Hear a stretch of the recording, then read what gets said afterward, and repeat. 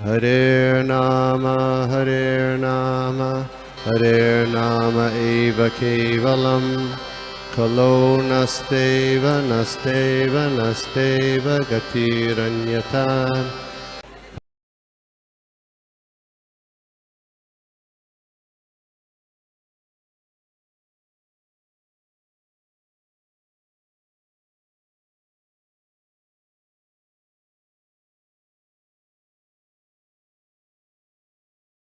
हरे कृष्णा। तो मैं आप सभी का स्पेशली ऋषिकेश गोपी मनोहर प्रभु का स्पेशल धन्यवाद देना चाहूंगा। वो हमें पकड़ पकड़ करके सेवा में लगाते हैं और इस बहाने हम कुछ पढ़ लेते हैं और भागवतम भगवान की कृपा और प्रभुपाद जी की कृपा मिल जाती है।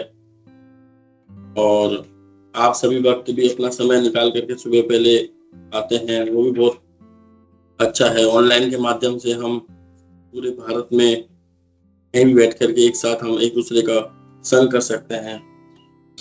तो आज का जो मेरे को दिया गया है वो अध्याय 10 है, स्कंद 3 है, सृष्टि के विभाग।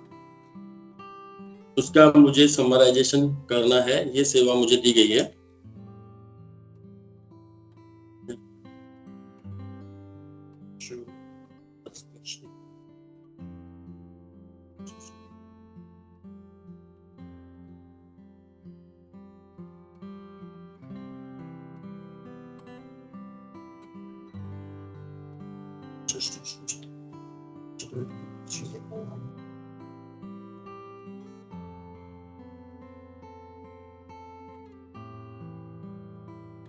हरे कृष्णा। तो माता जी एक बार मैं फिर पूछूंगा, आवाज सभी को मेरा आ रहा है ना? हाँ प्रभु जी। ओके ओके, थैंक यू प्रभु। तो अभी हम देख रहे हैं जो 10वां स्कंद है, स्कंद 3 है और 10वां अध्याय है। इसमें सृष्टि के विभाग हैं। और इससे पहले जो हमने देखा था, इससे पहले क्या था कि सृजन शक्ति के लिए ब्रह्मा द्वारा स्तुति। तो इसमें हम देखते हैं, इससे पहले भगवान ने ब्रह्मा जी ने जब हुए थे तो उनको कुछ दिखा नहीं था, तो फिर उन्होंने तपस्या की। तपस्या के बाद भगवान ने उनको दर्शन दिया। दर्शन के बाद उन्होंने उनकी वापस तपस्या की। दर्शन के बाद उन्होंने उनकी स्तुति की। उनको जो जो दिखा, हमने देखा था कैसे उनको पूरे उन्होंने हमें बताया था कि भगवान कैसे भौतिक जगत की हर वस्तु से जब उनकी कंपेयर कर रहे थे तो भगवान हर चीज को उनको मात कर रहे थे। मूंगे के पहाड़, उनकी हर एक चीज जो अगर हमने देखी थी भगवान की, वो हर एक वस्तु को मात कर रही थी। और ऐसे करके भगवान ब्रह्मा जी ने उनका वर्णन किया और स्तुति में यही बताया था उन्होंने। फिर अब 10वें में क्या आ रहा है, सृष्टि के विभाग आ रहा है। अब आगे जब 11वें स्कंद में जाएंगे तो परमाणु के बारे में बताया जाएगा, एटम के बारे में, कि क्या वो किस तरीके से एक एटम होता है, मतलब कि जिसका विभाज्य नहीं किया जा सके। अगले अब जो अध्याय आएगा उसमें हम देखेंगे परमाणु। परमाणु का मतलब जिसका विभाज्य नहीं किया सके, मतलब जिसको हम वापस और नहीं तोड़ सकते हैं, बिल्कुल छोटा कण, है ना। तो वो हमको बताएंगे। लेकिन इसमें क्या बता रखा है कि कैसे इस सृष्टि की रचना हुई, भौतिक सृष्टि की रचना के बारे में यहाँ पर बताया गया है। तो यहाँ पे हम चलते हैं कि हमको पता है जैसे कि यहाँ पर जो प्रश्न और उत्तर जो चल रहे हैं, वो प्रश्न उत्तर विदुर जी और मैत्रेय मुनि के बीच में चल रहे हैं। और हमें ये भी पता है कि विदुर जी सबसे पहले गए थे उद्धव जी के पास, लेकिन उद्धव जी ने उनको कहा कि आप मैत्रेय मुनि के पास जाइए। और मैत्रेय मुनि के पास जाते हैं और उनसे जिज्ञासावश अपने काफी सारे प्रश्न पूछते हैं। और प्रश्न पूछने के बाद उनको उत्तर भी संतुष्टजनक मिलते हैं। और जो प्रश्न सुन रहे होते हैं, यानी कि मैत्रेय मुनि, वो भी बहुत अच्छे से उनको उत्तर देते हैं और उनको प्रसन्नता मिलती है कि देखो कैसे। ये ठीक उसी तरीके से है जैसे कि कोई बिजनेसमैन होता है, कोई दुकान खोले होता है, तो उसके बाद कोई कस्टमर जाता है, वो बोलता है कि आपके पास ये चीज है। अगर उसके पास वो चीज होती है तो उसको बहुत प्रसन्नता मिलती है, चलो कस्टमर आया है, अभी मेरे पास उसको वही चीज चाहिए जो मेरे पास है और मैं उसको दूंगा तो इसमें मेरा भी भला होगा। तो ठीक वैसे ही संतों के पास कई भौतिकतावादी लोग जाते हैं, और अपने दुख सुख उनसे पूछते हैं कि हमें ये दुख है, हमें वो दुख है, वो भौतिकता के बारे में पूछते हैं, तो वो इनको इतनी प्रसन्नता नहीं मिलती है। लेकिन जब उन्होंने देखा कि ये असली कस्टमर, असली ग्राहक मेरे पास आया, ये सही चीज, ये इसको सही चीज, तो उसको ये चाहिए, तो वो लेने वाले से ज्यादा देने वाला ज्यादा प्रसन्न हो जाता है कि चलो ये असली चीज हमारे पास अब आई है, असली माल अब आया है हमारे पास, इससे हमको भी फायदा होगा, सामने वाले को भी फायदा होगा, दोनों तरीके से ना। तो अभी हम देखते हैं कि इसमें ब्रह्मा जी ने स्तुति भी की। अब इसमें जो है सृष्टि के विभाग है, किस तरीके से सृष्टि हो रही है वो हमको देखते हैं। तो श्लोक संख्या 1 और 2 में विदुर जी प्रश्न पूछते हैं, और तीसरे में फिर श्लोक संख्या तीसरे में जब हम पहुंचते हैं तो उसमें सूत गोस्वामी जी का थोड़ा सा वर्णन है। तो उसमें ये भी बताया गया है कि सूत गोस्वामी जी वाले में कि सूत गोस्वामी ने कहा, हे भृगुपुत्र, महर्षि मैत्रेय मुनि विदुर से इस तरह सुनकर अत्यधिक प्रोत्साहित हुए। हर वस्तु उनके हृदय में थी, अतः वे प्रश्नों का एक एक उत्तर करके देने लगे। तो इसमें ये भी श्रील प्रभुपाद जी बता रहे हैं कि सूत उवाचा वाक्यांश ये सूचित होता है कि मानव महाराज परीक्षित तथा सुखदेव गोस्वामी के बीच चल रही वार्ता में भंग हुआ हो। लेकिन लास्ट में लिखते हैं कि पर इससे विवेचनगत कथाओं में कोई विशेष अंतर नहीं आता है ना। और पहले में 2 में उन्होंने अपने प्रश्न पूछे हैं जिज्ञासावश, और भगवान श्री कृष्ण भगवद गीता में बताते हैं कि 4 प्रकार के भक्त लोग मेरी शरण में आते हैं, अर्थार्थी, अर्थी, जिज्ञासु और ज्ञानी। चतुर्विधा भजन्ते माम, ये भगवान श्री कृष्ण बताते हैं, जिसमें से एक तो होता है अर्थी, जिसको कुछ आर्थिक अर्थी यानी कोई दुखी हो, संसार से जो दुखी हो वो मेरे पास आता है। और देखा जाए तो ये दुखालय में हर व्यक्ति दुखी रहता है, लेकिन फिर भी वो इसमें आगे आएगा कि वो फिर भी भगवान की शरण में नहीं जाता, वो किसी न किसी तरीके से ये दिमाग लगाता रहता है कि हम किसी न किसी तरीके से अपने आप को यहाँ पर व्यवस्थित कर लेंगे। अर्थी, अर्थार्थी, जिसको कुछ अर्थ चाहिए हो, यानी जिसे कुछ धन चाहिए हो, वो भगवान की शरण में जाता है। जिज्ञासु, जिसके अंदर जिज्ञासा हो कुछ जानने की, ये सृष्टि कैसे बनी, ये सृष्टि कैसे विलय हो जाती है, ये देवी देवता कौन होते हैं, भगवान एक है तो फिर अनेक क्यों है, इतने सारे जिज्ञासाओं वाले प्रश्न होते हैं। तो उसी तरीके से ये प्रश्न विदुर जी के लिए उनके मन में भी थे, उनके हृदय में भी थे, और उन्होंने पूछा। तो आचार्य हमें ये भी बताते हैं कि वो तो एक महाजन है, यमदेव यम है, तो वो यहाँ पर यमराज जी हैं वो, लेकिन यहाँ पर वो इस वक्त आए हुए हैं मनुष्य में, तो वो एक लीला कर रहे हैं ताकि आम जनता को, आम लोगों को ये सही ज्ञान उन तक प्रस्तुत हो सके। तो हम देखते हैं कि 4 प्रकार के जो मनुष्य भगवान की शरण में जाते हैं उनमें से एक जिज्ञासु होते हैं। तो एक आचार्य ये भी बताते हैं कि जो अर्थी होते हैं, जो दुखी होते हैं, और जो अर्थार्थी होते हैं, जो धन के लिए जाते हैं, वो थोड़े कम समय तक कृष्ण भावना अमृत में टिक पाते हैं, और हो सकता है टिक भी जाते हैं, जैसे कि अगर उनके नसीब, उनके प्रारब्ध में कुछ अच्छा लिखा हुआ होने वाला है आगे, और उसी समय वो किसी अच्छे गुरु की शरण में आए और उनको सब कुछ मिल गया, तो सोचते हैं कि हाँ हमें सब कुछ यहीं से मिला है, और वो थोड़े वहां पे स्थिर हो जाते हैं, थोड़ा ज्ञान अर्जित कर लेते हैं, जब तक उनको पूरी दुनियादारी का पता चल जाए फिर वो पक्के स्थिर हो जाते हैं। लेकिन उसी समय अगर कुछ उनको दुख से निवारण नहीं हो पाता उनका, या वो किसी जो अर्थ के लिए आता है उनको अर्थ नहीं मिल पाता है, तो वो देखते हैं कि हमने इतने दुनिया देखी, हमको कुछ नहीं मिला, हम इस्कॉन में भी जाके देख लिया, हमें वहां भी कुछ नहीं मिला, तो वो वहां से जल्दी निकल जाते हैं। लेकिन जो जिज्ञासु होते हैं, जिनको वास्तव में कुछ जानने की इच्छा होती है कि भगवान कौन होता है, हम कौन हैं, इस तरीके के जिनके अंदर प्रश्न होते हैं, वो जब एक अच्छे शिक्षक के मार्गदर्शन में आते हैं तो उनको वैसे उत्तर मिलते हैं, और वो धीरे धीरे रह जाते हैं, है ना। और ज्ञानी जिनको पूर्णतः ज्ञान रहता है कि हाँ ये भगवान है, तो वो भी वहां पे रह जाते हैं। ठीक है ना। श्लोक संख्या 4 पे अगर हम चलते हैं तो श्लोक संख्या 4 ये है कि परम विद्वान मैत्रेय मुनि ने कहा, हे विदुर, इस तरह भगवान द्वारा दी गई सलाह के अनुसार ब्रह्मा ने 100 दिव्य वर्षों तक अपने को तपस्या में संलग्न रखा और अपने को भगवान की भक्ति में लगाए रखा। तो यहाँ पे ये कौन बता रहे हैं? मैत्रेय मुनि बता रहे हैं, प्रश्न के, उनका जो प्रश्न था उसके हिसाब से उत्तर दे रहे हैं विदुर जी को कि ब्रह्मा जी ने 100 वर्षों तक अपने दिव्य तपस्या को किया और भगवान की भक्ति में अपने आप को लगाए रखा। और एक प्रश्न भी अपना चल रहा था यहाँ पर ये कि ब्रह्मा जी की उम्र जब 100 वर्षों तक है तो उन्होंने 100 वर्षों तक कैसे तपस्या भी की और फिर उन्होंने सृष्टि की रचना भी की।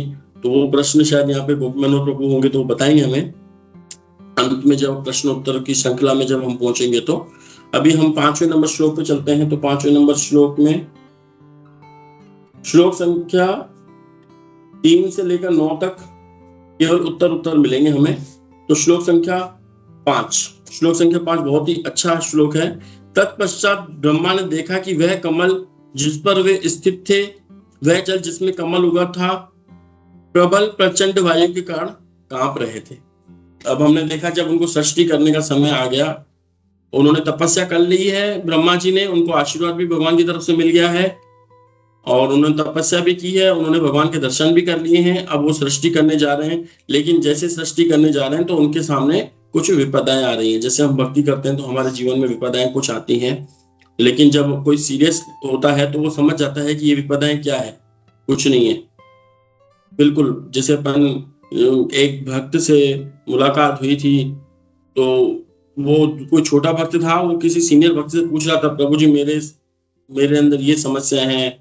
दिल्ली मंदिर में मैं उस वक्त था, तो मैं उनको देख रहा था थोड़ा सा क्या प्रश्न चल रहे हैं।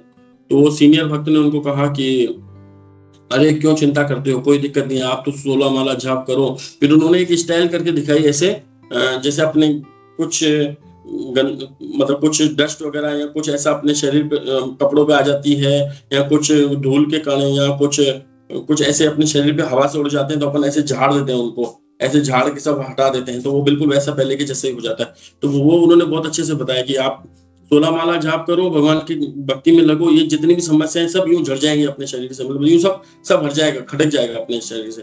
तो बहुत अच्छा लगा था मुझे वो। तो उसी से यहाँ पर ये अगर हम देखते हैं कि ब्रह्मा जी ने जो तपस्या की, उस ब्रह्मा जी तपस्या से के बाद ऐसा नहीं है कि हमारे जीवन में समस्या आती है, समस्याएं सब लोगों के जीवन में आती है, ब्रह्मा जी के जीवन में भी आई है, हमने देखा है, उन्होंने भी तपस्या की है। अब उनके सामने आ रही है प्रकृति की प्रॉब्लम आ रही है। जैसे हम देखते हैं 3 प्रकार के, आदि दैविक, आदि भौतिक, आध्यात्मिक जो कष्ट होते हैं। तो आदि दैविक कष्ट जो होते हैं वो यहाँ पर देखो ब्रह्मा जी को भी देखने को मिल रहे हैं, लेकिन ब्रह्मा जी ने उनको क्यों कर पाए सहन, क्योंकि वो भगवान की भक्ति कर चुके थे। अब हम देखते हैं तत्पश्चात ब्रह्मा ने देखा कि वह कमल जिस पर वे स्थित थे तथा वह जल जिसमें उगा था प्रचंड वायु के कारण कांप रहे थे। अब इसका तात्पर्य बहुत अच्छा है, हम पढ़ेंगे, छोटा 4-5 लाइनों का है, लेकिन ये हमारे जीवन के लिए बहुत अच्छा है। भौतिक जगत मोहमय कहलाता है क्योंकि ये भगवान की दिव्य सेवा की विस्मृति का स्थान है। यहाँ पर भगवान की सेवा अच्छे से नहीं की जा सकती है ना, क्योंकि यहाँ पर हम हमेशा भगवान को भूले रहते हैं और भूले रहने के बाद हम भगवान की सेवा नहीं कर सकते हैं। इस तरह इस भौतिक जगत में भगवत भक्ति में संलग्न व्यक्ति कभी कभी विषम परिस्थितियों से अधिक विचलित हो सकता है, जैसे अभी हमने इस बात पे चर्चा की। माया शक्ति तथा भक्त इन 2 पक्षों के बीच युद्ध की घोषणा हुई रहती है। ये बहुत ही एक अच्छा लाइन है। माया शक्ति तथा भक्त इन 2 पक्षों के बीच युद्ध की घोषणा हमेशा रहती है और कभी कभी दुर्बल भक्त पक्ष सबल माया शक्ति के प्रतिघात की चपेट में आ जाता है, किंतु भगवान की अहेतु की कृपावश ब्रह्मा जी अत्यंत प्रबल थे और माया शक्ति उन्हें अपना शिकार नहीं बना सकी। यद्यपि उनकी चिंता का कारण तब बनी जब वह उनके पद को लड़खड़ाने में समर्थ हुई। तो हम देखते हैं कि यहाँ पर एक श्रील प्रभुपाद जी ने कहा है कि 2 पक्षों के बीच युद्ध की घोषणा रहती है, एक तो माया के बीच में और एक भक्त के बीच में। तो एक आचार्य ये भी बता रहे थे कि जैसे कोई व्यक्ति किसी प्रामाणिक गुरु की शरण में जाता है, जैसे कोई व्यक्ति भक्ति में आता है और भक्ति में आने के बाद जैसे ही वो किसी प्रामाणिक गुरु की शरण में जाता है, तो माया की शक्ति उस गुरु की शक्ति से फिर वो होने लग जाती है। वहां पर गुरु उनके बचाव करता है उनका हमेशा आकर के। फिर वो युद्ध एक भक्त और माया देवी का न रह करके वो एक युद्ध गुरु का और माया का रह जाता है। वो गुरु की रहता है कि मैं किसी भी तरीके से इस जीवात्मा को, जिसने जाने अनजाने में कैसे भी हम कृष्ण भावनामृत को अपनाने का प्रयास कर लिया है, और इस जीवात्मा को मैं कैसे भी इस कुलुचनी माया से निकाल करके किसी भी तरह से भगवान के चरणों तक मैं ले जाऊं तो मेरा जीवन सफल होगा। तो इसीलिए हम देखते हैं कि इस्कॉन के जितने भी गुरु हैं वो पूरी जिम्मेदारी लेते हैं, पूरी रेस्पॉन्सिबिलिटी लेते हैं कि एक शिष्य को किस तरीके से भगवान के धाम में ले जा सके, और उसका हमें परिणाम भी दिखता है कि किस तरीके से उनके कर्मों के फल वो अपने ऊपर ले करके और किस तरीके से स्वयं वो शारीरिक प्रॉब्लम भी उनको रहती है, लेकिन वो फिर भी अंदर से उनको उत्साह ये रहता है कि किस तरीके से हम इनको भगवान के धाम में ले जाए। तो यहाँ पे हमको देखते हैं कि, और एक बार श्रील प्रभुपाद जी ने भी लिख दिया था कि जैसे ही कोई व्यक्ति एक भगवान का नाम जप करना चालू करता है तो वो घोषणा कर देता है माया से युद्ध के लिए। तो यहाँ पर वही चीज दी गई है कि एक भक्त जैसे ही भगवान का नाम लेना चालू करता है तो वो एक घोषणा कर देता है युद्ध के लिए माया से। तो अभी हम 6 नंबर श्लोक पे चलेंगे। दीर्घकालीन, इसमें से देखना पड़ेगा मुझे, हाँ ये भी बहुत अच्छा श्लोक है। दीर्घकालीन तपस्या तथा आत्म साक्षात्कार के दिव्य ज्ञान ने ब्रह्मा को व्यवहारिक ज्ञान में परिपक्व बना दिया था, अतः उन्होंने वायु को पूर्णतः जल के साथ पी लिया। तो यहाँ पर मैच्योरिटी की बात की गई है। मैच्योरिटी क्या होती है?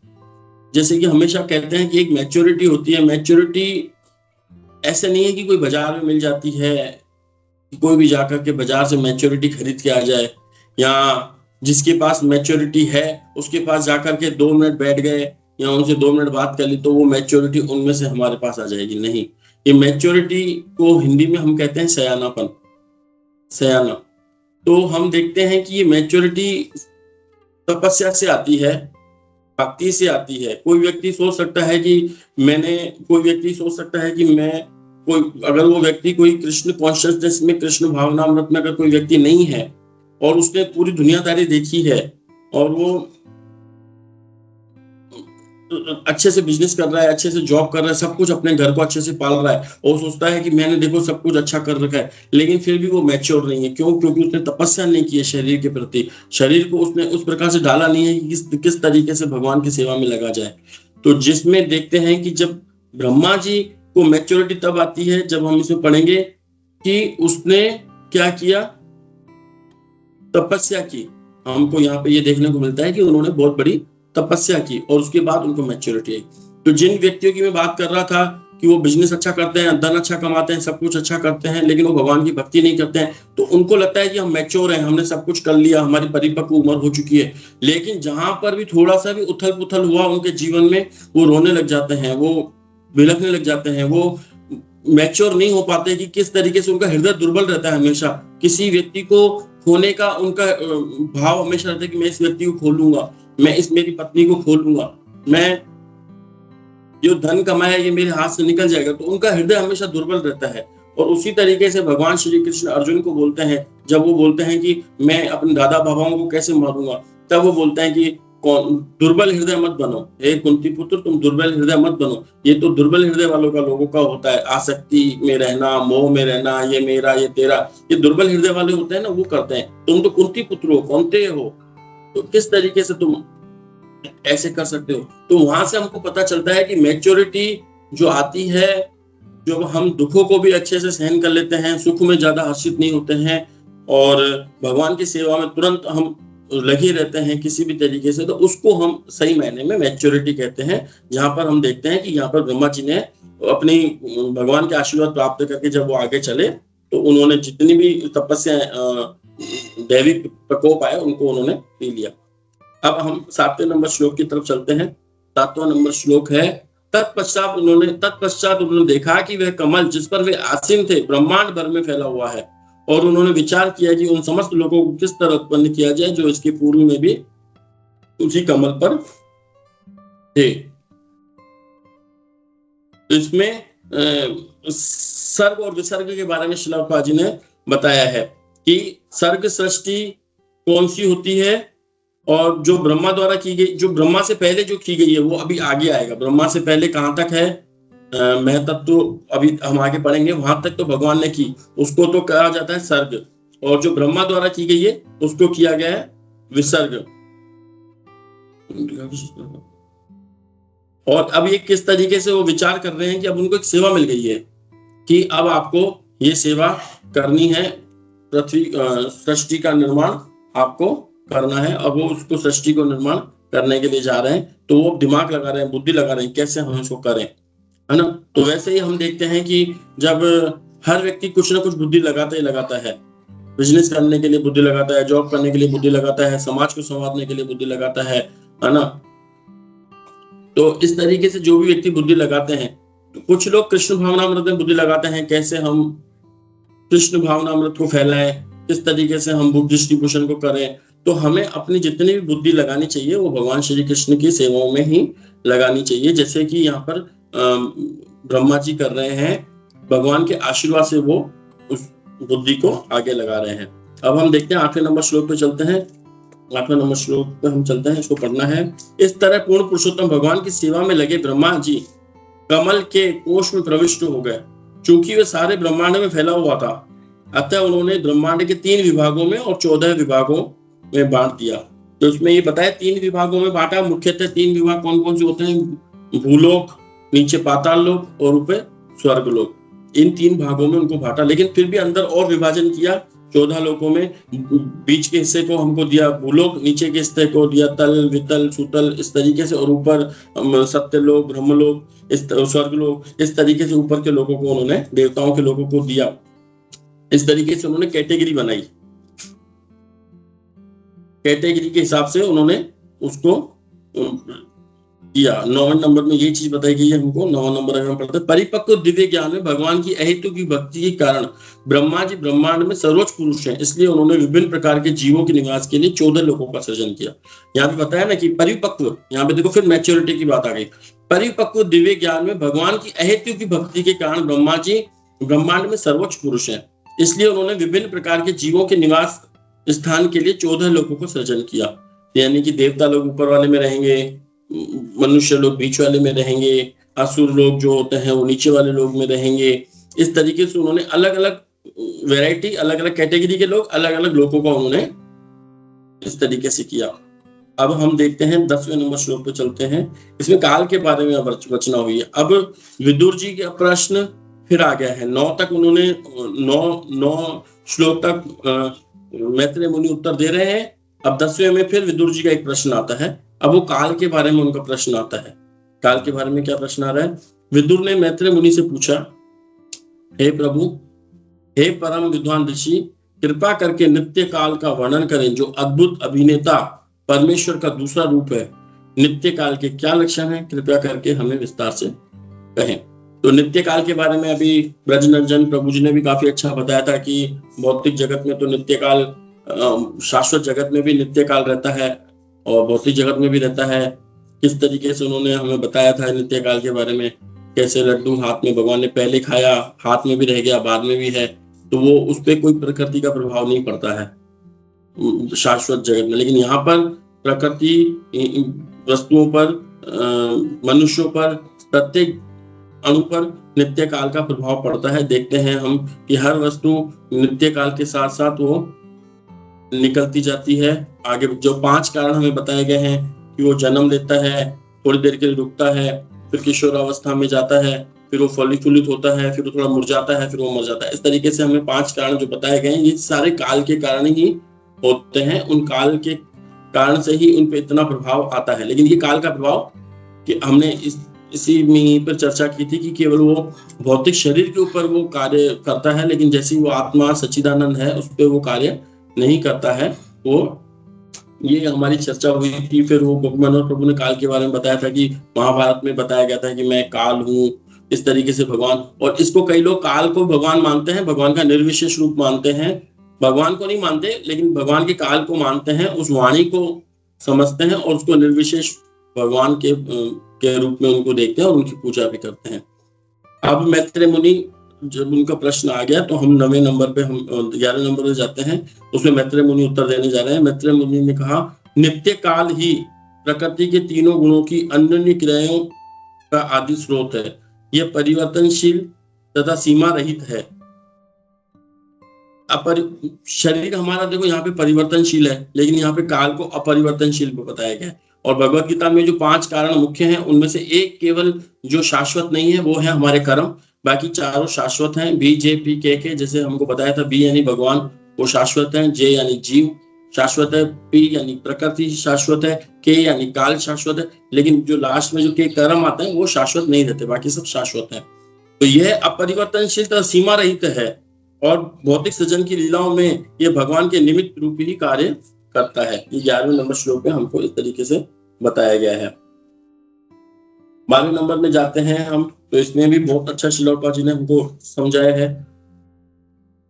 यह विराट जगत भौतिक शक्ति के रूप में प्रकट, अप्रकट तथा भगवान के निर्विशेष स्वरूप काल द्वारा भगवान से विलग हुआ है। यह विष्णु की उसी भौतिक शक्ति के प्रभाव के अधीन भगवान की वस्तुगत अभिव्यक्ति के रूप में स्थित है। अब यहाँ पे श्रील प्रभुपाद जी एक बहुत अच्छा उदाहरण दे रहे हैं टेप का, है ना। जैसे टेप की आवाज होती है वो उसी व्यक्ति की होती है लेकिन उससे अलग भी होती है। इस तरीके से यहाँ पे देखो बताया गया है। यह ऐसा इसलिए प्रतीत होता है क्योंकि काल द्वारा ये भगवान से पृथक किया गया है। ये टेप रिकॉर्डर द्वारा अंकित उस मनुष्य की वाणी जैसा है जो संप्रति अपनी वाणी से विलग किया हुआ है। जिस तरह टेप अंकन करने पर स्थित होता है उसी तरह सारा भौतिक जगत शक्ति परिसिद्ध और काल के द्वारा पृथक प्रतीत होता है। तो हम वही देखते हैं यहाँ पर, जब काल की दृष्टि जब इस भौतिक पे रहती है तब जाकर के वो कुछ कर सकते हैं। ये भी एक आगे अभी आएगा। अब हम चलते हैं 13वें नंबर श्लोक में, क्योंकि यहाँ पे ज्यादा चर्चा नहीं, केवल हमको समराइजेशन करना है। आगे तो सारे हो भी चुके हैं वैसे भी। हाँ, इसमें देखो बहुत अच्छा है ये श्लोक, 13वां नंबर श्लोक। ये विराट जगत वैसा ही जैसा है अब है वैसा ही रहता है। ये भूतकाल में भी था और भविष्य में भी ऐसे ही रहेगा। तो इसमें एक चीज हमको देखनी पड़ेगी कि भौतिक जगत को परिवर्तनशील भी कहा गया है ना, शाश्वत नहीं है, अशाश्वत है, तो परिवर्तन होता रहता है इनमें, है ना। तो इसमें ये चीज क्यों कही गई है, ये विराट जगत जैसा अब है वैसा ही रहता है, ये भूतकाल में भी ऐसा ही था और भविष्य में भी ऐसे ही रहेगा। तो हमें इसमें देखना पड़ेगा कि ये जो भौतिक जगत है उसको, भौतिक जगत जो अभी यहाँ पर है जिसको यहाँ पे भी बताया गया है कि ये विराट जगत जैसा अब है वैसा ही रहता है, ये भूतकाल में भी ऐसा ही था और भविष्य में भी ऐसा ही रहेगा। तो जब वैसा ही रहेगा तो फिर वो शाश्वत कैसे, अशाश्वत कैसे हुआ। तो आचार्य हमें बताते हैं कि जो यहाँ के जो रिश्ते हैं, यहाँ के जो संबंध हैं, ये अशाश्वत हैं। हम जो संबंध यहाँ पे एक दूसरे से बना के बैठे हैं, यहाँ तक भी महाराज आचार्य ये भी बता रहे थे कि यहाँ का जो भी मिट्टी है, जितनी भी मिट्टी है नीचे जो हम पृथ्वी पे देखते हैं या नीचे जितने भी अवयव हैं हमारे, वो सब शाश्वत रहते हैं। ऐसा नहीं है कि वो नष्ट हो जाएंगे, वो नष्ट नहीं होंगे, वो हमेशा शाश्वत रहेंगे इस जगत में। लेकिन क्या है कि जो हमारे संबंध हैं एक दूसरे के साथ जो हमने बना रखे हैं तथाकथित, वो यहाँ पर अशाश्वत है। ये यहाँ पर हमको समझना पड़ेगा। श्लोक संख्या 14 में हम जाते हैं। उस एक सृष्टि के अतिरिक्त जो गुणों की अन्योन्य क्रियाओं के फलस्वरूप स्वाभाविक रूप से घटित होती है 9 प्रकार की अन्य सृष्टियां हैं। नित्य काल, भौतिक तत्वों तथा मनुष्य के कार्य के गुण के कारण 3 प्रकार का प्रलय होता है। और यहाँ पर 3 प्रकार का प्रलय बताया गया है 14वें नंबर श्लोक में। और 14वें नंबर के श्लोक में क्या क्या है, वो ये है, संपूर्ण ब्रह्मांड के प्रलय के निर्धारित काल के कारण, एक समय के कारण भी प्रलय होती है, एक अनंत मुख के मुख से निकलने वाली अग्नि के कारण भी प्रलय होती है, और मनुष्य के गुणात्मक कार्य कारणों के फलस्वरूप भी प्रलय होती है। ये हमको 14वें नंबर श्लोक में बताया गया। 3 प्रकार की प्रलय बताई गई है। 15वें नंबर श्लोक में हम देखते हैं कि पहली सृष्टि, द्वितीय सृष्टि, यहाँ पे हमको 9 प्रकार की सृष्टियों के बारे में बताएंगे। कि 9 सृष्टियों में से पहली सृष्टि महतत्व सृष्टि अर्थात भौतिक घटकों की समग्रता है। भौतिक घटक यहाँ पे हम देखेंगे, भौतिक घटक कौन कौन से हैं, जो पृथ्वी, जल, अग्नि, वायु, आकाश, मन, बुद्धि, अहंकार और रंग, रूप, रस, हमारी 5 प्रकार की इंद्रियां, 5 प्रकार की कर्म इंद्रियां, ये जितने भी हैं, ये यहाँ पर जो 24 प्रकार के तत्व हैं जो बताए गए हैं, ये भौतिक घटकों की समग्रता है, जिसमें परमेश्वर की उपस्थिति के कारण गुणों में परस्पर क्रिया होती है। ये भौतिक अवयव भी कुछ नहीं कर पाते, लेकिन जब भगवान उन पर दृष्टिपात करते हैं तो ये कुछ कार्य कर पाते हैं। और जब ये जब होते हैं, मतलब जिसमें परमेश्वर की उपस्थिति के कारण गुणों में परस्पर क्रिया होती है, तो इसमें से मैं तत्व उत्पन्न होता है। तो अभी द्वितीय सृष्टि में होगा। पहली सृष्टि में केवल हमको भौतिक तत्व मिलते हैं, उस पर भगवान दृष्टि डालेंगे। द्वितीय सृष्टि में मिथ्या अहंकार उत्पन्न होता है, द्वितीय सृष्टि में मिथ्या अहंकार उत्पन्न होता है, जिसमें से भौतिक घटक, भौतिक ज्ञान और भौतिक कार्यकलाप प्रकट होते हैं। 2 सृष्टियां हो गई है ना। 16 पर हम चलते हैं। इंद्रिय विषयों का सृजन तृतीय सृष्टि में होता है। देखो भगवान ने कितनी हमारे लिए कितना मुश्किल, मतलब केवल हमारे भौतिक जीवों को एक सुख देने के लिए इस सृष्टि में लाने के लिए भगवान को कितना झंझाल करना पड़ता है। इंद्रिय विषयों का सृजन तृतीय सृष्टि में होता है और इनसे तत्व उत्पन्न होते हैं। और चौथी सृष्टि ज्ञान तथा कार्य क्षमता का सृजन होता है। अब हम चलते हैं 17 नंबर पर। 5वीं सृष्टि सत्वगुण की अन्योन्य क्रिया द्वारा बने गए अधिष्ठाता देवों की है। अब मनुष्य बन गया है, अब इसके बाद अधिष्ठाता देव बनने जा रहे हैं, जिसका सार समाहार मन है। 6ठी सृष्टि जीव के अज्ञानतापूर्ण अंधकार की है, जिसमें स्वामी मूर्ख की तरह कार्य करता है। इस पे एक अच्छा पढ़ना चाहूंगा।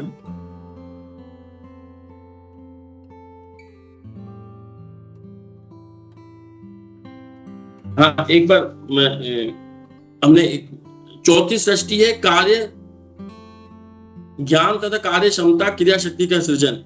और 5वीं सृष्टि सत्वगुण की अन्योन्य क्रिया बने अधिष्ठाता देवों की है। अभी मनुष्य नहीं बने, क्षमा करना, जिसका सार समाहार मन है। 6ठी सृष्टि जीव के अज्ञानतापूर्ण अंधकार की है, जिसमें स्वामी मूर्ख की तरह कार्य करता है। तो यहाँ पर हमें ये पता समझना होगा कि जैसे ही वापस से ब्रह्मा जी जो सृष्टि करने जा रहे हैं, तो इसमें जो जीव आत्माएं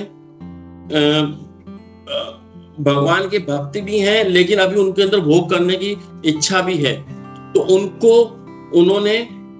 उनको ये पता है कि ये भगवान है और हम भगवान के अंश हैं, लेकिन अभी भी उनके अंदर ये कामनाएं हैं कि अभी हम थोड़ा और भोग करें।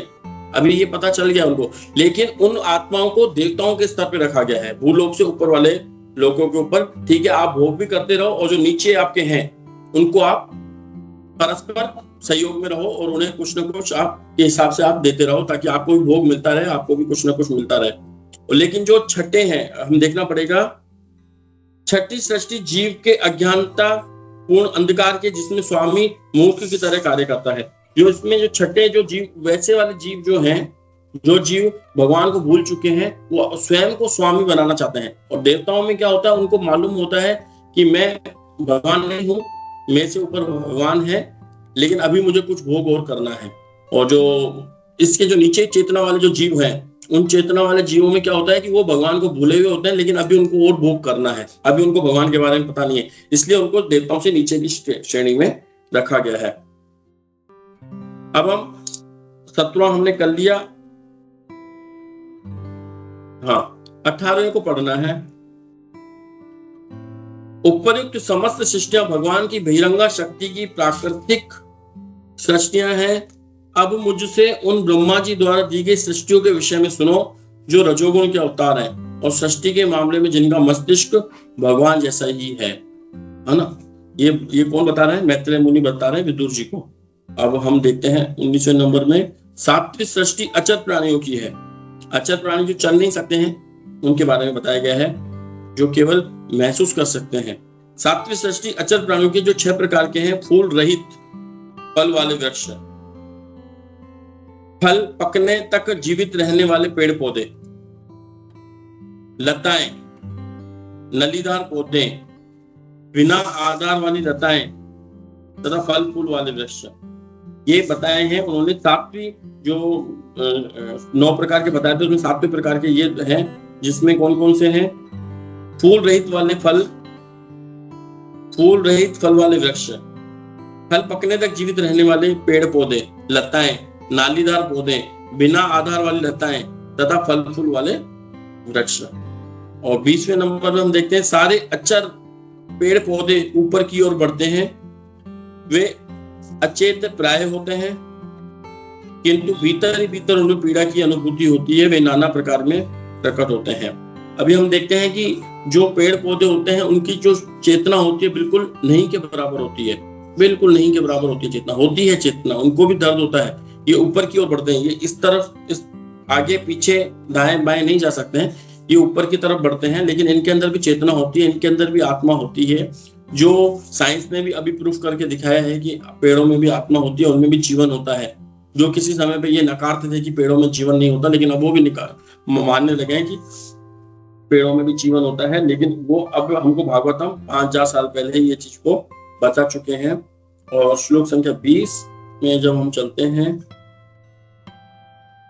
20 हो गया हमारा, 21वां, 8वीं सृष्टि निम्नतक जीवन योनियों की है और उनकी 28 विभिन्न जातियां हैं। वे सभी अत्यधिक मूर्ख तथा अज्ञानी होती हैं।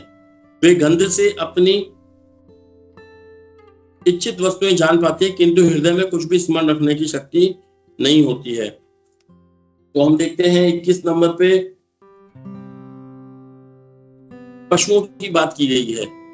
जो पशु होते हैं वो नाक से सूंघ लेते हैं कि उन्हें क्या चाहिए क्या नहीं चाहिए, लेकिन वो हृदय में कुछ को याद नहीं कर पाते हैं, है ना। और याद करने की शक्ति केवल मनुष्यों की में होती है और पशुओं में ये नहीं होती है। इसका एक उदाहरण भी उन्होंने हमें बताया था, कैसे जब आप किसी कुत्ते को, किसी को भी एक बार दो बार घर से भगा दोगे तो वो दोबारा आपके घर पे आ जाएगा। वो भूल चुका होता है कि इसने मुझे कल भगाया था।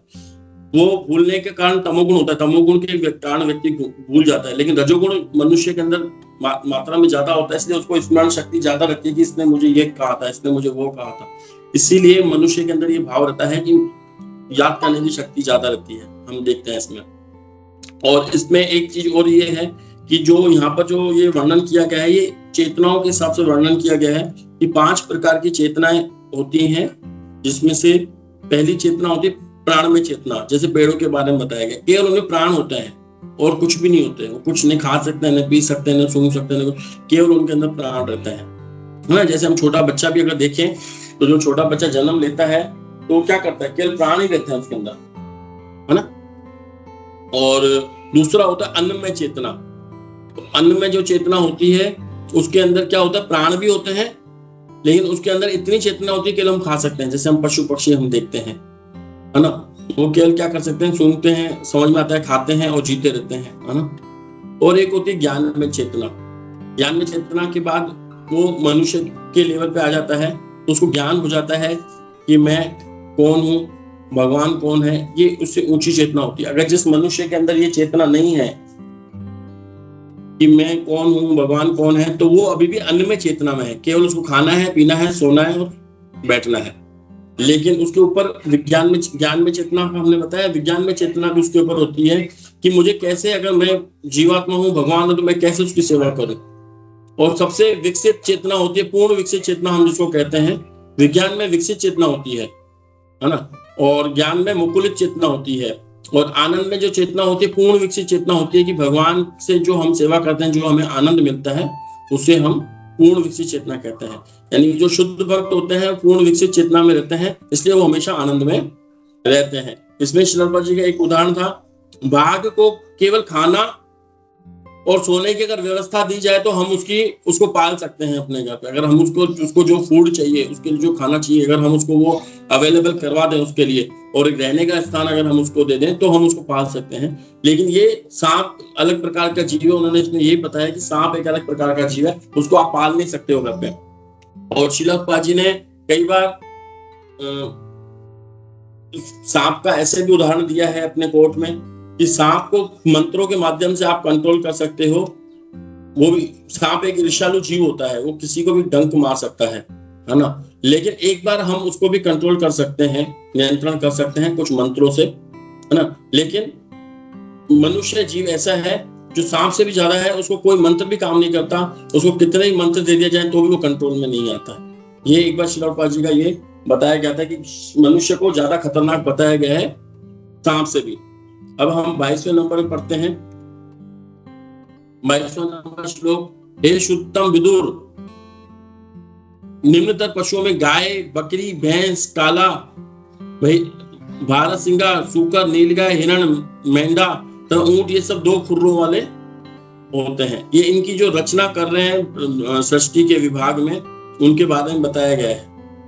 घोड़ा, खच्चर, ये एक खुर वाले बताए गए। पहले 2 खुर वाले बताए, 1 खुर वाले। घोड़ा, खच्चर, गधा, गौर, शरभ, भैंसा तथा चौरी गाय, इन सबों में केवल 1 खुर होता है। अब मुझसे उन पशुओं के बारे में सुनो जिनके 5 नाखून होते हैं। कुत्ता, सियार, बाघ, लोमड़ी, बिल्ली, खरगोश, सजाऊ, शाही, सिंह, बंदर, हाथी, कछुआ, मगर, गोसा इत्यादि के पंजों में 5 नाखून होते हैं। वे पंच नख अर्थात 5 नाखून वाले पशु कहलाते हैं। 25वें नंबर पे कंक, गीद, बगुला, बाज, घास, बल्लुक, मोर, हंस, सारस, चक्रवात, कौवा, उल्लू इत्यादि पक्षी कहलाते हैं। ये पक्षी पहले पशुओं की, अब पक्षी के बारे में बता दिया। और मनुष्यों की सृष्टि क्रमानुसार 9वीं है। क्रम के अनुसार अगर हम चले तो मनुष्यों की सृष्टि 9वीं है। यही केवल एक ही योनि जाति ऐसी है अपना आहार उदर में संचित करते हैं। मानव जाति में रजोगुण की प्रधानता होती है। मनुष्य दुखी जीवन में सदैव व्यस्त रहते हैं, किंतु वे अपने को सभी प्रकार से सुखी समझते हैं। हम देखते हैं कि इसमें तात्पर्य थोड़ा पढ़ेंगे तो हमको थोड़ा अच्छा लगेगा। मनुष्य पशुओं से अधिक कामुक होता है, अतः मनुष्य का यौन जीवन अधिक अनियमित होता है। पशुओं में संभोग का एक नियत काल होता है, किंतु मनुष्य में ऐसे कार्यों के लिए कोई नियमित समय नहीं है। मनुष्य भौतिक दुखों से छुटकारा पाने के लिए उच्चतर एवं उन्नत स्तर की चेतना प्राप्त हुई होती है, किंतु अपने अज्ञान के कारण वह सोचता है उसकी उच्चतर चेतना जीवन की भौतिक सुविधाओं के संवर्धन के निमित्त है। इसी तरह उसकी बुद्धि का आध्यात्मिक साक्षात्कार के बजाय पार्श्विक लालसाओं में खाने, सोने, रक्षा करने, संभोग करने में दुरुपयोग होता है। भौतिक सुविधाओं में अग्रसर होकर मनुष्य अपने को अधिक दुखी अवस्था में ले जाता है। श्री प्रभुपाद जी बताते हैं कि इस संसार में हम जितना भी सुख का प्रयास करते हैं तो हम और अधिक बंधते चले जाते हैं। और महाभारत का एक वो श्लोक मैं याद करने की कोशिश कर रहा था, वो धर्म जो अगर आप में से किसी को याद हो तो बताओ, मैं यहाँ पे लिख लेता हूँ, मैं भूल गया। धर्मो ही एक अधिक विशेषो, क्या वो इस तरीके से एक श्लोक है, अगर किसी को आता हो तो प्लीज शेयर करो ना। धर्म ही एक अधिक विशेषो, मनुष्य, मेरे को याद नहीं आ रहा है। Yes Prabhu ji please. आहार निद्रा द्वैमैथुनं च सामान्यमेतत् पशुभिः नराणां धर्मो हि तेषाम् अधिको विशेषो धर्मेण हीन पशुभिः समाना। यस यस यस प्रभु जी, बहुत इसको मैं आज जब मैं तैयारी कर रहा था तो मैं इसको याद नहीं कर पा रहा था, मेरे को आ रहा नहीं था। तो प्रभु जी अगर ये श्लोक अगर आप उसमें भेज देंगे ना तो ग्रुप में, तो थोड़ा वापस हम कलयुग के जीवन थोड़ा सा भूल जाते हैं प्रभु जी, पता नहीं क्या है। तो श्लोक तो हकीकत में वैसे थोड़ा सा होते भी नहीं प्रभु जी याद।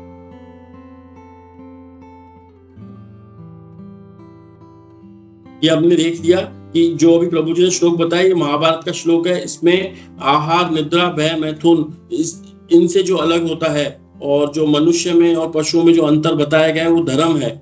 एक धर्म ही एक अधिक विशेषो, एक अधिक मनुष्य में। और हम जो यहाँ पर बैठ करके भागवतम पढ़ रहे हैं या श्री प्रभुपाद जी का जो हम सुनते हैं, तो ये केवल मनुष्य में जो धर्म के प्रति जो थोड़ा सा अटैचमेंट होता है इसी कारण है, नहीं तो हमारे में और पशुओं में कोई अंतर नहीं होता है। और श्री प्रभुपाद जी तो बहुत अच्छे से इस चीज को हमको समझाते भी हैं कि किस तरीके से एक व्यक्ति, हम जब कार में घूमते हैं तो हमारे नीचे भी 4 पहिए होते हैं और जो पशु भी 4 पैरों पे चलता है, लेकिन वो होता है कि वो जो भी सब ओपन में करते हैं, हम थोड़े 4 दीवारी के अंदर वही सारे कार्य करते हैं, तो हम अपने आप को थोड़ा सा ज्यादा सुसज्जित मानते हैं। लेकिन अगर हमारे अंदर ये भाव नहीं है भगवान के प्रति जानने का, भगवान के प्रति जिज्ञासा करने का, केवल खाने पीने के प्रति ही रहता है अगर हमारा भाव, तो हम में और पशुओं में कोई अंतर नहीं। और महाभारत के इस श्लोक में जो अभी प्रभु जी ने बताया उससे हमें साफ साफ पता चलता है कि किस तरीके से मनुष्य अपने आप को अलग कर सकता है। केवल एक धर्म ही वो चीज है ना। कई बार ये प्रश्न पूछा जाता है कि नए नए लोगों से हम पूछते हैं, जब JSD का प्रोग्राम होता है, जर्नी ऑफ सेल्फ डिस्कवरी, कि मनुष्य में और पशुओं में क्या अंतर होता है, तो जो लोग इसको से जुड़े हुए नहीं होते वो अलग अलग तरह के तर्क देते हैं कि उनमें बुद्धि नहीं होती है, उनमें विवेक नहीं होता है। मनुष्य में विवेक होता है, बुद्धि होती है। तो बहुत अच्छे अच्छे उदाहरण देते हैं कि कैसे, कौन कहता है कि मनुष्य में और पशुओं में बुद्धि नहीं होती, पशुओं में हमसे ज्यादा बुद्धि होती है। किस तरीके से एक बिल्ली कितनी चतुराई से पूरा दूध पी के चल जाती है और घर वालों को पता भी नहीं चलता है, कितनी उनके अंदर बुद्धि होती है। तो हम ये नहीं देख सकते कि मनुष्यों में केवल बुद्धि होती है, पशुओं में बुद्धि होती है। लेकिन जो धर्म की है, जो आज हम जो यहाँ पे चर्चा कर रहे हैं भागवतम पे, ये किसी पशु को बिठा करके हम ये चर्चा नहीं कर सकते यहाँ पर ना। तो ये अगर हम उससे अगर अलग हैं तो ही हमारे में पशु जीवन और मनुष्य जीवन का हमको फायदा है। अब हम 27, 28, 29, 30 को देखते हैं।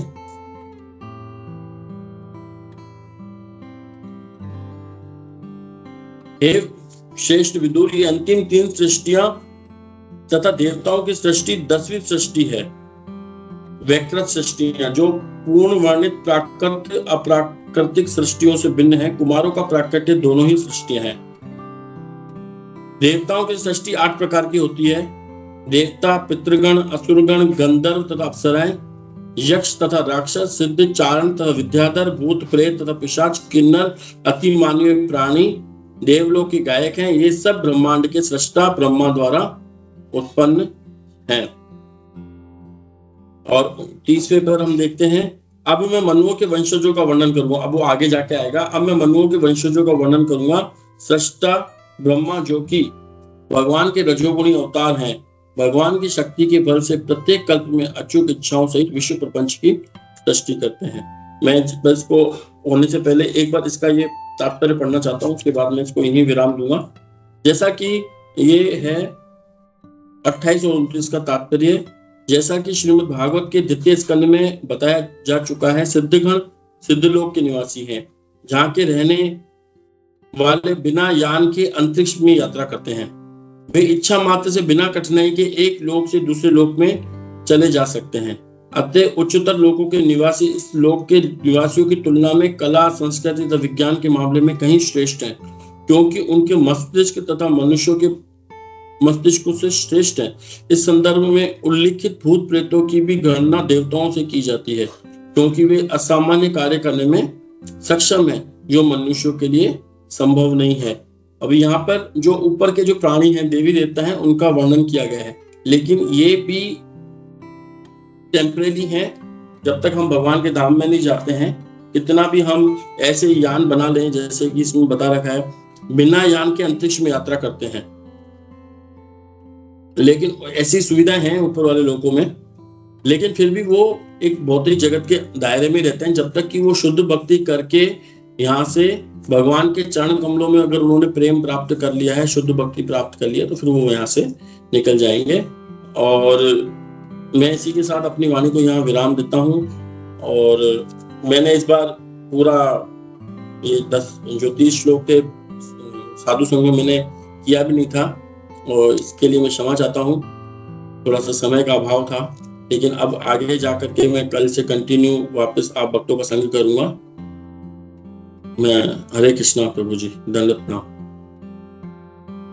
आप किसी को इसमें कुछ ऐड करना हो तो कर सकते हैं। गोपी मनोहर प्रभु, सनातन निताई प्रभु, आप भी कुछ ऐड करना चाहे कर सकते हैं। यस प्रभु जी। हरे कृष्णा प्रभु जी, दंडवत प्रणाम। प्रभु जी ऐड तो कुछ नहीं करना था, आपने बहुत बढ़िया सब कुछ बताया। प्रभु जी थोड़ा क्वेरी मेरे को वो 13वें श्लोक के बारे में है। 13वें श्लोक में जैसे प्रभु 13th श्लोक जो है, जहाँ पे कॉस्मिक मैनिफेस्टेशन की बात की है, कि वहां पे वो आप जैसे बोल रहे थे कि वो शाश्वत है करके, और यहाँ पे प्रभुपाद ने भी शुरुआत के श्लोक में शाश्वत ही बोला है परपट में, लेकिन एंड में उन्होंने अशाश्वत बोला है। वो बोला था कि वो एक प्रक्रिया है, कि वो प्रक्रिया शाश्वत है, मतलब क्रिएशन, बाद में मेंटेनेंस और बाद में डिस्ट्रक्शन, ये जो प्रक्रिया है वो शाश्वत है। Creation, maintenance, destruction, creation, maintenance, destruction, ये होते रहता है। बाद में आखिर में प्रभुपाद जी ने बोला कि ये अशाश्वत है बट फॉल्स नहीं है, मतलब वो टेम्पररी है but it is not false. तो थोड़ा प्रभु जी उसमें थोड़ी क्लैरिटी आप दे सकते तो अच्छा रहेगा। हरे कृष्णा। आपका इसमें देखो, मिथ्या एक अलग चीज होती है और प्रभु जी अशाश्वत एक अलग चीज होती है। मिथ्या तो जो लोग कहते हैं कि है ही नहीं संसार में, तो उसके लिए यहाँ पे कहा गया है। जैसे कि एक बार मैं पढ़ लेता हूँ इसको। जैसा कि भगवत गीता में कहा गया है, ये श्लोक है, भौतिक जगत के शाश्वत प्राकृतिक पालन तथा संहार के लिए क्रमबद्ध व्यवस्थित कार्यक्रम है। ये शाश्वत का मतलब ये चलते रहते हैं, जब से सृष्टि बनती है, कि बनना, बिगड़ना, करना, ये सब रहता है। ये जिस तरह ये अभी उत्पन्न किया गया है, बाद में नष्ट कर दिया जाएगा, उसी तरह भूतकाल में था और कालक्रम में पुनः सृजित, पालित और विनष्ट होगा। अतः काल के क्रमबद्ध कार्यकलाप स्थायी और शाश्वत हैं, और इन्हें मिथ्या नहीं कहा जा सकता। मतलब मिथ्या मतलब कि जो चीज है ही नहीं। लेकिन यहाँ पर श्रील प्रभुपाद जी बोल रहे हैं कि वो चीज है लेकिन टेम्परेरी है ना। अभिव्यक्ति स्थायी तथा आकस्मिक है किंतु मिथ्या नहीं है, जैसा कि मायावादी दार्शनिक दावा करते हैं। मायावादी कहते हैं कि ये मिथ्या है, झूठ है, मतलब एक सपना है, हकीकत नहीं है। ये यहाँ पे जो हम दुनिया में बैठे हैं ये एक हकीकत नहीं है, ये एक मिथ्या है। लेकिन श्रील प्रभुपाद जी बोलते हैं कि है लेकिन टेम्परेरी है, कुछ समय के लिए रहेगा फिर खत्म हो जाएगा। लेकिन ये प्रक्रिया हमेशा शाश्वत चलती रहेगी जब तक एक जीव भी संसार में है, और जो यहाँ के जो मटेरियल है वो भी हमेशा यहाँ पे रहेंगे। लेकिन ये जिस अशाश्वत किनके लिए है, जैसे जीवात्मा उस दौरान आई, जैसे कि कोई पृथ्वी सृष्टि का निर्माण हो रहा है, सृष्टि का निर्माण हुआ, उसमें वो जीवात्मा ने अपना भाग लिया या उसमें उसने अपना योगदान दिया, उसमें उसने कार्यकलाप किए, अपने बच्चे पैदा किए, सब कुछ किए, तो उस जीवात्मा के लिए वो अशाश्वत रहेगा। क्योंकि उसको तो जैसे अभी हमारे लिए अगर हम देखें तो अभी हमको कुछ समय के लिए 60 साल बाद 70 साल बाद हमसे ये शरीर छीन लिया जाएगा, फिर हमें कुछ नया दिया जाएगा, तो हमारे लिए ये अशाश्वत हो गया। लेकिन जो बड़े बड़े देवी देवता हैं जो उनके लिए शाश्वत सही रहता है, क्योंकि वो उनकी इतनी लंबी उम्र रहती है कि उनको सब दिखता रहता है, उनको आगे का भी दिखता रहता है। जैसे अभी अगर हम देखें कि हमारे सामने कोई अभी बरसातों का मौसम है, कोई छोटे छोटे जीव आ जाएंगे, अभी मच्छर पैदा हो जाएंगे, वो एक ही दिन में पैदा होंगे, एक ही दिन में बच्चे पैदा करेंगे, एक ही दिन में वो मर जाएंगे, है ना। तो उनका जीवन एक घंटे का, एक रात का होता है उनका जीवन, और एक ही रात में वो सारे कार्य करते हैं, है ना। तो उनका जीवन अशाश्वत है, लेकिन हमको लगता है कि उनका जीवन अशाश्वत है, लेकिन हमारा तो शाश्वत है, क्योंकि हम तो 60 साल के लिए जिएंगे। लेकिन हमसे भी जो ऊपर जो जिनकी बड़ी उम्र है वो उनको हमारा जीवन अशाश्वत लगता है, और जो उससे भी ऊपर ब्रह्मा जी जो 100 सालों तक जीते हैं उनको हमारा जीवन, खुद का जीवन अशाश्वत लगता है, लेकिन हमारे लिए लगता है इनका तो कितना सा जीवन है। जो मैं समझ पाया प्रभु जी मैं आपको बताया। वैसे तो गोपी मनोहर प्रभु भी यहाँ पर हैं, वो थोड़ा और भी हमें अच्छे से समझा सकते हैं। हरे कृष्ण प्रभु जी। हरे कृष्ण प्रभु जी। प्रभु जी थैंक यू। प्रभु जी आपने वो सही बताया, मतलब वो मिथ्या का तो पता था कि वो मिथ्या और टेम्पररी का डिफरेंस वो पता है।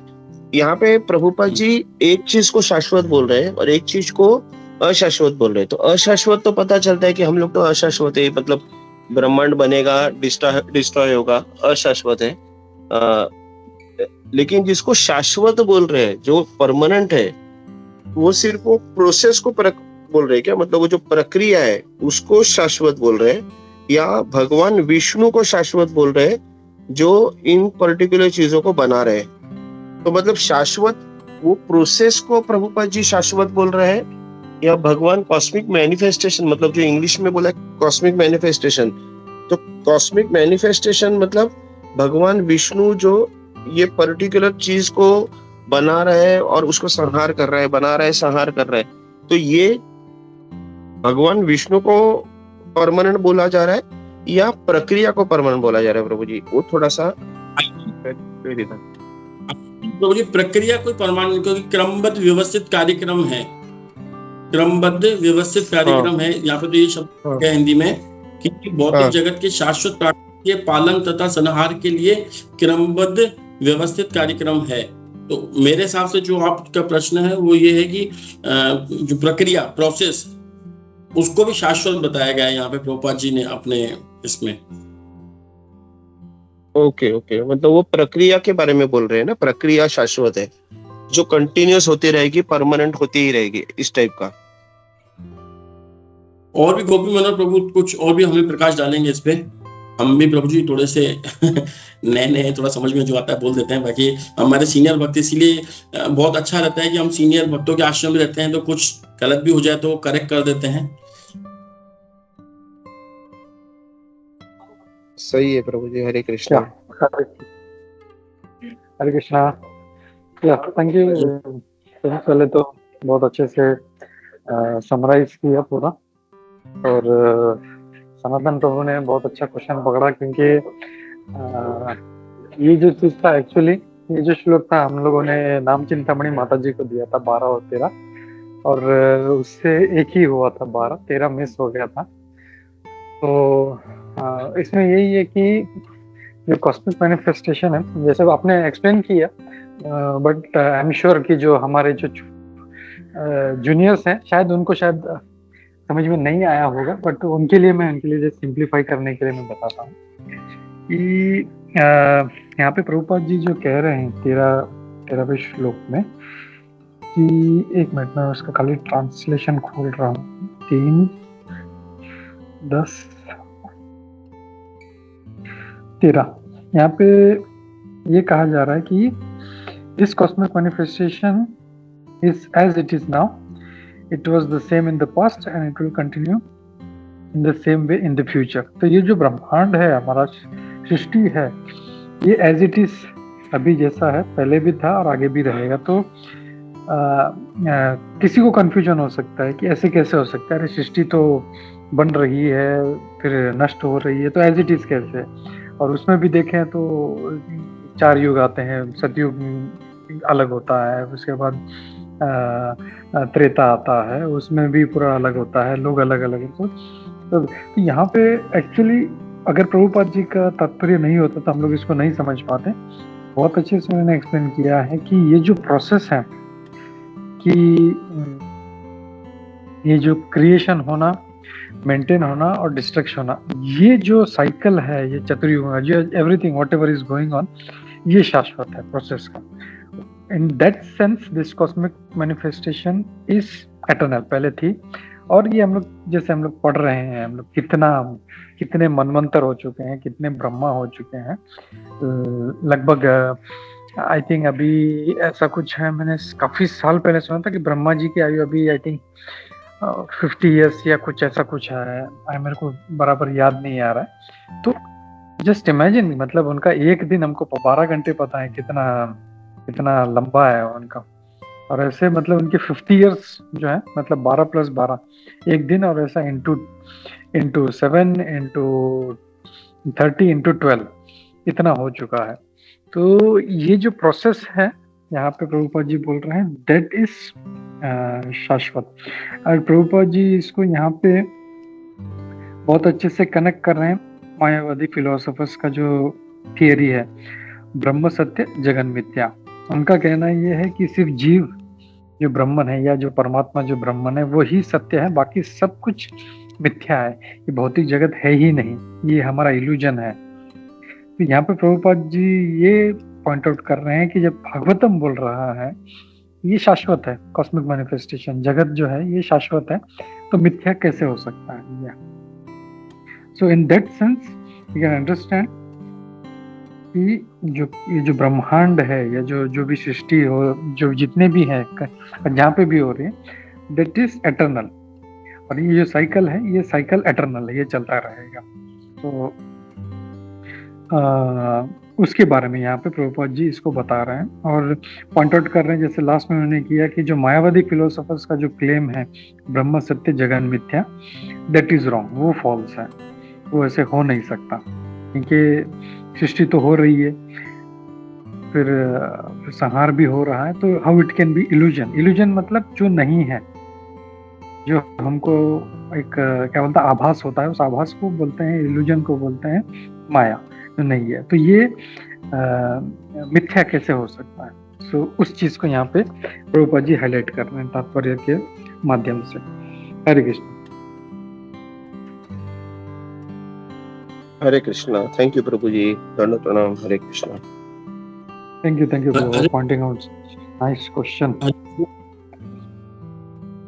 हरे कृष्णा। गोपमन टू जी प्रभु।